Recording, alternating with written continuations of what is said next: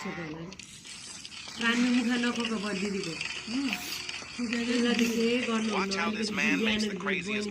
जाउनु खाएर जिब्रो निकालेर सँगै बन्द गरेँ त्यसलाई त त्यो अलिकति हुनु अहिले कसैले टोइलेट यताउति गरेको नि यसले एकदमै गरिहाल्छ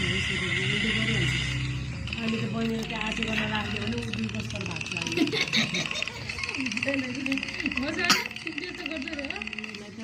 त्यही भएर त्यो यस्तो दिशा गर्नु सक्दैन आनीले ल्याइदिएको अनि बोल्दैन त नि आनी ल्याइदिनु भयो नि त त्यो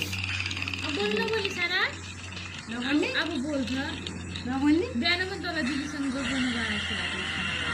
तँलाई ढेँडो कति खायो ढेँडो खायो चर्ना